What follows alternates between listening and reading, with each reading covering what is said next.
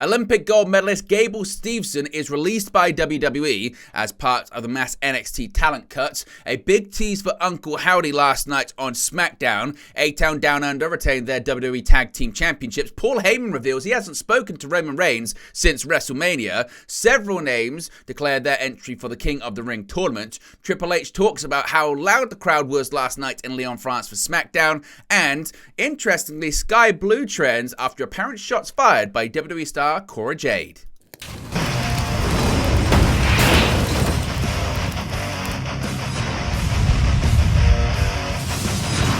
Hey guys, welcome back to Wrestling News 365. Hope everyone is doing very well. As always, plenty of news stories to get into in the world of professional wrestling. Let's start off talking about Gable Steveson, as he is the latest name that's been released by WWE. WWE's month of releases has seen yet another notable name let go from their contract, and this time it comes in the form of Olympic gold medalist Gable Steveson. Dave Meltzer of the Wrestling Observer revealed this news today in an exclusive on F4W Online, noting that he was part of the recent cuts this past week, which included the likes of Drew Gulak, Valentina Feroz, and other NXT names. Steveson was signed to WWE back in 2021, entering the Next in Line program. Steveson would even be drafted in the 2021 draft, with it looking as though WWE was looking to hotshot him to the main roster.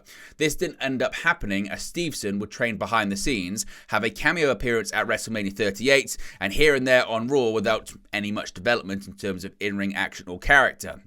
With his excursions to amateur wrestling competitions and his slow improvement in training, it would take until last year for him to compete in NXT. The NXT audience were not responsive to him during a feud with Baron Corbin, leading to a poorly received match at the Great American Bash in 2023, which would be his one and only televised match in WWE. He would continue competing on dark shows and at live events as recently as February of this year. Meltzer noted that if WWE saw potential in Steveson, he would have not been let go. So what do you make of Gable Steveson not making it in WWE? What do you think happens next for the Olympic gold medalist? Let me know your thoughts about it in the comment section below. Now, a big tease last night when it comes to Uncle Howdy / Bo Dallas. Now, Backlash is nearly upon us, and the company's first French PLE could finally see the return of Bo Dallas. The latest tease of the late Bray Wyatt's real-life brother appeared via another QR code that directed fans to a Backlash promotional video during this week's SmackDown, which broadcast at its regular time in France, but will air on tape delay during its standard 8 p.m. Eastern time slot in the United States. The video, of course, made the rounds so early on social media. Now, the video starts out as a normal commercial for the event as well as SmackDown, but it very quickly transitions into a static and old-school VHS recording look used in the other teases for what may be a new Wyatt family or the long-rumored Wyatt 6 faction, presumably alongside Dallas's alter ego in Wyatt's final storyline, Uncle Howdy.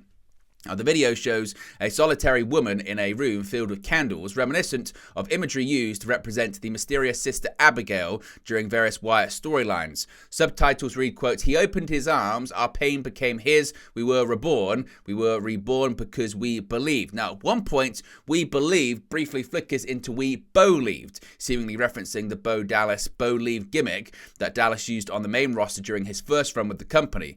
"Because we believe" then begins to fill the screen, and a strange symbol flashes before the video goes dark. The Uncle Howdy character was introduced following Wyatt's return to the company in October 2022 and participated in his last match, the infamous Mountain Dew Pitch Black match at the Royal Rumble in 2023. Shortly afterwards, of course, both Wyatt and Uncle Howdy vanished from television due to Wyatt's medical issues. Now, in terms of Bo Dallas and Uncle Howdy, he hadn't been seen since the passing of Wyndham Rotunda until the teasers began after WrestleMania 40 and the release of the Bray Wyatt Becoming Immortal documentary about the late star on Peacock, which also featured a Dallas return tease. Again, whether or not this leads into a return tonight at Backlash, we'll have to wait and see. Some are speculating the mysterious woman could be Alexa Bliss, who did have, of course, storylines with Bray Wyatt, but we'll have to wait and see what happens there. A-Town Down Under, still the WWE Tag Team Champions after retaining their titles last night on SmackDown. A-Town Down Under successfully retained their WWE Tag Team Championships on the go-home episode of SmackDown before Backlash. Grayson Waller and Austin Theory defeated the Street Profits, Montez Ford and Angelo Dawkins, to hold on to their gold. The Street Profits won the opportunity to challenge the newly branded titles after defeating New Catch Republic, the Authors of Pain, and Legado del Fantasma on the April 19 edition of SmackDown. Dawkins pinned Angel of Legado to cement his team as the official number one contenders for A-Town Down Under's first title defense as tag team champions. Waller hit a cheap shot before the bell rang, but it was Dawkins and Theory who started the match. The Street Profits attempted to take out the champions with their quick offense, but couldn't keep up their speedy attempts for long, with Waller and Theory pulling each other in and out of the ring to protect their championships. Waller hit a coast-to-coast on Dawkins, targeting his hip. Dawkins was able to recover. He and Ford hit a blockbuster on Theory, but the champion was able to kick out. Waller then hit a flatliner while the referee was distracted, and Theory stole the pinfall victory to retain the title. Now, an interesting development when it came to the Bloodline and Paul Heyman's current relationship, or really lack thereof, when it comes to Roman Reigns. Now, Randy Orton and Kevin Owens had a bunch of fun on their first ever RKO show on SmackDown in Lyon, France, but it was time to get down to business of bringing their guest Paul Heyman to the ring. The raucous crowd chanted Heyman's signature lines with him on his way to the ring, but ultimately interrupted his approach towards Orton and Owens with chants of "We want Roman," to which Heyman said, "More than you'll ever know, I want Roman too." The wise man would then get to his point, pleading with the Bloodline's Backlash adversaries to withdraw from the match, but of course Orton and Owens resisted. Before Heyman could elaborate on saying, "I think the whole world knows there's only one tribal chief," Solo Sikoa and Tama Tonga hit the ring and attacked Orton and Owens from behind. Security then joined the fray, with one of the guards slammed through the announce table by the Viper, while the rest of them were taken out by an Owens Swanton bomb on the outside of the ring. But interestingly, probably the biggest development when it comes to the Bloodline came earlier on in the show, where Paul Heyman admitted to SmackDown general manager Nick Aldis that Roman Reigns did not, in fact, withdraw from the WWE draft as had been previously stated, but rather it was Heyman who withdrew Roman Reigns. He also admitted that he had not spoken to the Tribal Chief, the former undisputed WWE Universal Champion, since his loss at WrestleMania 40.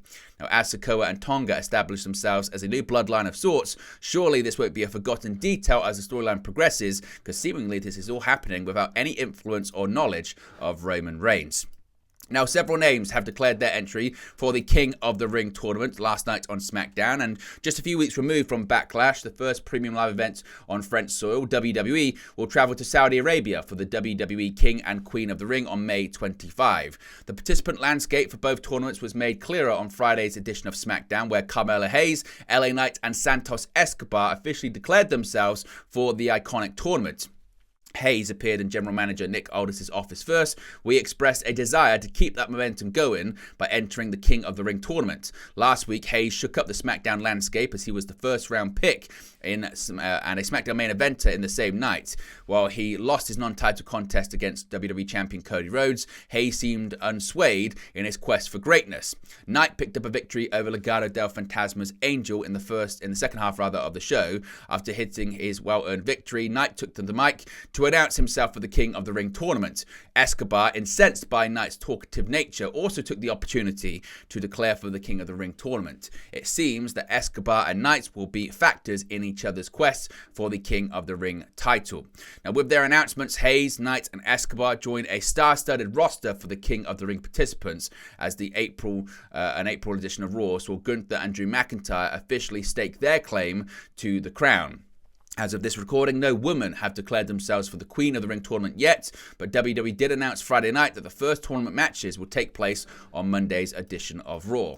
Now, I mentioned SmackDown was in Lyon, France last night, and it was an absolutely incredible crowd, so loud that people got warnings on their watches. Now, all eyes on Lyon as WWE heads overseas to put the world in World Wrestling Entertainment. Obviously, last night we saw a special go-home edition of SmackDown that was filmed earlier on in the day at the LC Arena, and WWE CCO and Hall of Famer Paul Triple H Levesque took to X before SmackDown aired in America to hype up the show. In his post, Levesque shared a picture of a French fan's Apple Watch, which gave its user a noise warning following the French crowd's cheering and noise making.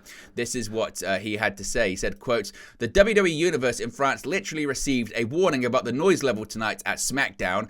Absolutely insane. Like Motorhead said, only way to feel the noise is when it's good and loud." What did you make of the crowd last night, and how excited are you for the crowd at Backlash tonight? And finally, a bit of an interesting story here when it comes to some beef between two stars in WWE and AEW. Now, With SmackDown having previously aired live internationally, fans instead had some time to engage in discourse regarding whether or not NXT star Cora Jade was taking a shot at AEW star Skye Blue. Cora Jade took to Twitter to share a mysterious statement that has sent fans into the comments to speculate that she has taken aim at an AEW star. Cora Jade stirred up a bit of discourse after she simply tweeted, quote, "I'd wanna be me too." Now, some fans noted that when Skye Blue made her entrance on this week's episode of Rampage, she apparently used similar mannerisms to Cora Jade. While the post has certainly got fans talking and believing it was a directed shot at Blue, Jade has not addressed what exactly she was referencing. Cora Jade and Skye Blue are not strangers. In fact, the pair have already shared the ring on the independent circuit. The pair of Chicago area natives had a match in January 2020 where Cora Jade, then going by the name of Elena Black, bested Skye Blue in the AAW independent match in Illinois. Unfortunately, Cora Jade remains out of action due to an injury. Meanwhile, Skye Blue, for her part, did not win the Winnipeg Street Fight on Rampage after all. Instead, Willow Nightingale retained the TBS Championship and will go on to face Mercedes Moné at Double or Nothing. So what do you make of that story? Do you think there's anything into it, or is it just people speculating? But there you go, guys. The latest pro wrestling news for you. Be sure to smash a like on the like button. Be sure to subscribe, bottom right-hand corner. As always, let me know your thoughts in the comment section below, and I'll speak to you again very, very soon.